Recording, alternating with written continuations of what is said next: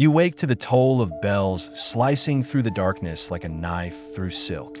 Your breath clouds in the icy air of the dormitory, and your small hands tremble as you pull the coarse woolen habit over your head.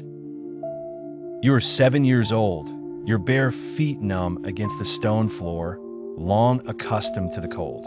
Around you, 20 other girls move in silent precision, their faces pale as wax in the faint light seeping through narrow windows.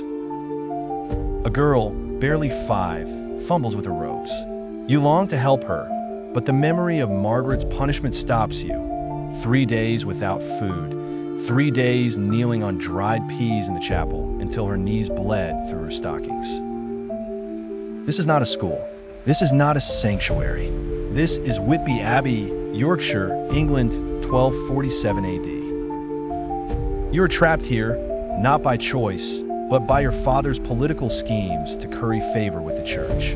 Your childhood ended 6 months ago when the heavy oak doors sealed you inside. You will never see your mother again. You will never race through fields or laugh freely. You will never savor honey cakes or feel the warmth of a family hearth. Instead, you will spend the next decade learning that survival demands absolute obedience, that hunger is holy, and that silence is your only ally.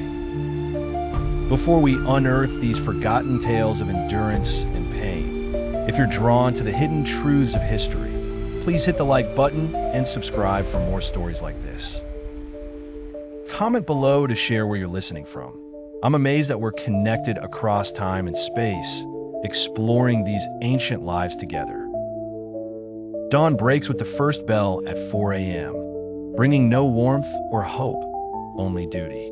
Children as young as 5 rise from straw pallets, their bodies stiff from sleeping on unyielding floors where breath freezes and rats dart between stones. At Shaftesbury Abbey in Dorset, founded in 888 AD, the dormitory housed girls from noble families, discarded like unwanted relics. Lady Giva of Mercia sent her daughter Edith, barely 4, to this place in 1043 AD. Political alliances demanded sacrifices, and daughters were expendable in the chess game of medieval power. Edith's story lingers in fragments within the Abbey's chronicles, penned by Abbess Elfgu in meticulous Latin. Parvula Edith, she wrote, weeps endlessly for 3 days and nights. Her tears freeze on her cheeks in the morning chill. She cries for her mother in Saxon, but we speak only Latin here. She must learn her mother is lost to her, and God is her only father. Imagine these children in their first weeks, their once braided hair shorn to curb vanity, their silk gowns replaced by rough wool that chafes tender skin. Their delicate hands, once shielded by fine gloves, now cracked and bleeding from cold and labor.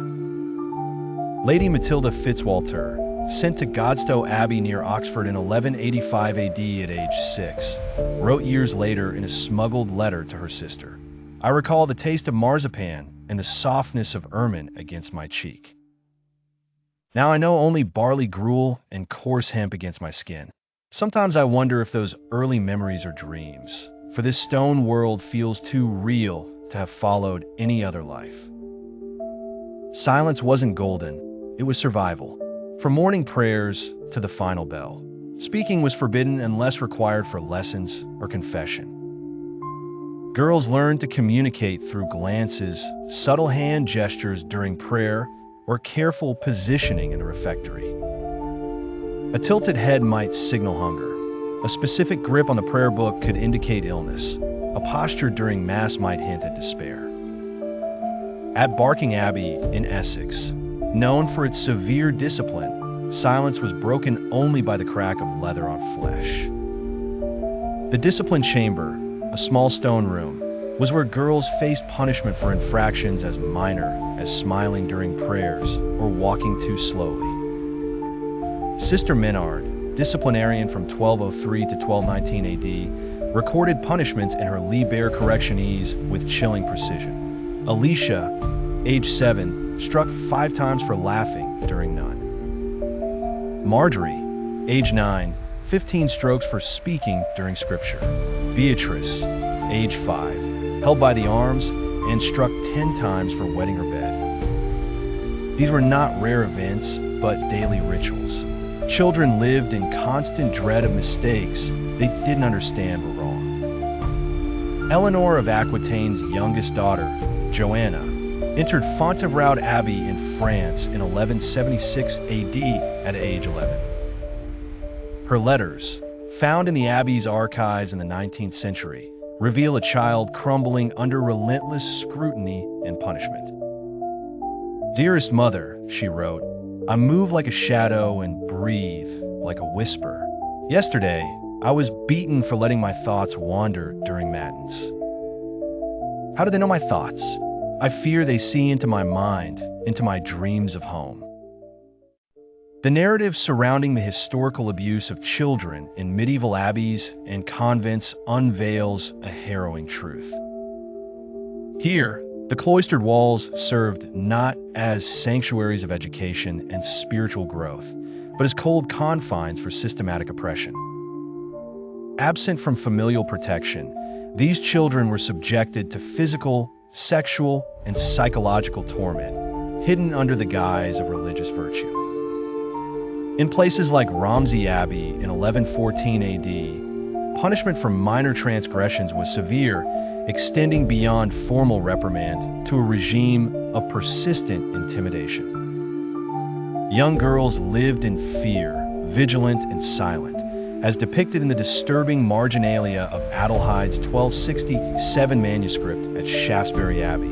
Stick-figure children, tearful and terrified, their silent pleas preserved in art. Sexual abuse was another insidious layer, veiled by religious sanctity. Confession records unearthed tales of inappropriate conduct, notably at Warewell Abbey in 1278 AD, where Father Edmund documented allegations against elder nuns. Pressure and threats of excommunication suppressed accusations, while whispers of unspeakable acts like those suffered by Lady Isabel de Fortibus expose a grim legacy of betrayal. Medical practices barely hovered above superstitious attempts at healing. Crude treatments often worsened ailments, with ill children left isolated in windowless chambers, like Wilton Abbey's infirmary in 1245 AD. Children burned with fever could only hope for relief through divine intervention or succumb, their pain translated into grace for their caregivers. The psychological aftermath was profound. Trauma from systemic abuse left scars, nightmares, unyielding anxiety, and a shattered capacity for human connection. Accounts from Lady Margaret Beaufort illustrate this haunting impact, as she described waking in terror and navigating life like a spectral presence. Attempts to escape this enforced servitude were seldom successful, with punishment for defiance serving as the Church's harsh deterrent for rebellion. Narratives suggest a deliberate effort to steal identities, replacing vibrant dreams with a relentless march towards hollow obedience. At Barking Abbey, writings reveal a metamorphosis from indulged aristocratic pride to enforced humility, an indoctrination rather than education. Parents' complicity in the perpetuation of this suffering remains chilling. They willingly offered their daughters' innocence to satisfy religious piety or political machinations, thereby deepening the children's isolation. Accounts illustrate severe psychological manipulation, akin to what modern-day lenses would identify as a calculated campaign of learned helplessness. Amidst pervasive darkness, rare flickers of resilience momentarily broke through.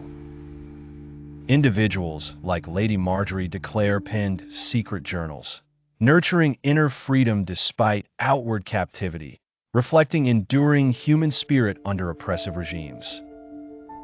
Even freed by the dissolution of monasteries, the psychological chains far surpassed physical release. Survivors, like Lady Margaret Pole, articulated an irreplaceable loss. freedom without life, living as shadows amidst decay. These stories extend beyond historical curiosity, serving as profound warnings against systems prioritizing ideology over humanity. Their echoes remind us of the universal needs for love, dignity, and identity, cautioning against causes that justify the obliteration of a child's soul. To honor these voices is to safeguard the future from repeating past atrocities. Their suffering etched in silent manuscripts calls for reflection and change, urging modernization to remember the individuals once confined behind abbey walls, pleading for a forgotten embrace and recognition of humanity. In remembrance, we affirm responsibility toward nurturing and protecting our youngest members from such repeated systemic betrayals.